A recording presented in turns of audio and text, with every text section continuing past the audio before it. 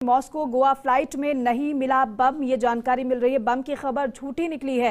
NSG की टीमों ने 10 घंटे तलाशी ली। जामनगर एयरपोर्ट पर रात भर रही अफरा तफरी। जामनगर से 11 बजे उड़ान भर सकता है रूसी विमान, ये भी जानकारी है।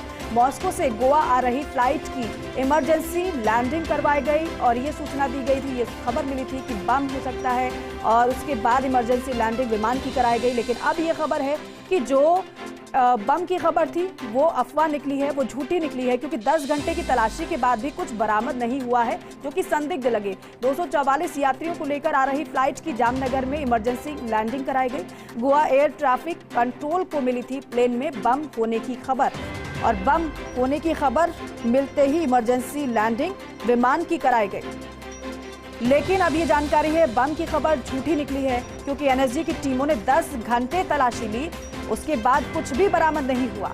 जामनगर एयरपोर्ट पर रात भर अफरा तफरी रही। जामनगर से 11 बजे उड़ान भर सकता है और रूसी विमान, क्योंकि जो बम की सूचना थी वो झूठी निकली है। मॉस्को से गोवा आ रही फ्लाइट की इमरजेंसी लैंडिंग करवाई गई। 244 यात्रियों को लेकर आ रही फ्लाइट की जामनगर में इमरजेंसी लैंडिंग हुई थी। इमरजेंसी लैंडिंग इसलिए हुई थी क्योंकि बम की सूचना मिली थी। और 3 तस्वीर आपको हम दिखा रहे हैं। रनवे पर विमान आपको नजर आ रहा है जिसकी इमरजेंसी लैंडिंग कराई गई। दूसरी तस्वीर आप देखिए, एयरपोर्ट पर सुरक्षित यात्री हैं, लेकिन जब यात्रियों को उतारा गया विमान से तो उनमें खलबली मची रही। तीसरी तस्वीर आपको हम दिखा रहे हैं, सुरक्षा पुख्ता जांच किस तरीके से जारी रही। फिलहाल 10 घंटे तलाशी के बाद भी कुछ भी संदिग्ध बरामद नहीं हुआ है। एक तरीके से राहत की खबर है, लेकिन सवाल यह भी कि आखिर बम की सूचना किसने दी अगर यह खबर झूठी थी।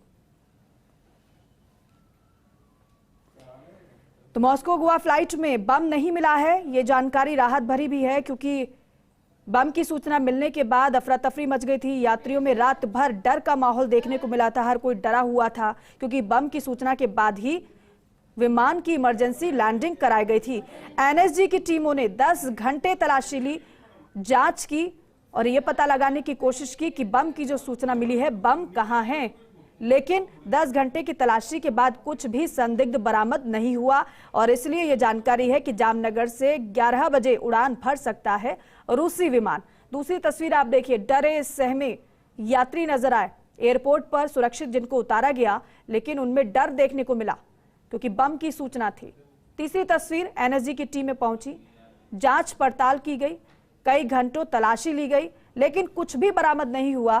अब ये इसीलिए कहा जा रहा है कि क्योंकि बम की खबर झूठी है, कुछ बरामद नहीं हुआ, तो फिर 11 बजे करीब जामनगर से विमान, जो रूसी विमान है, वो उड़ान भर सकता है।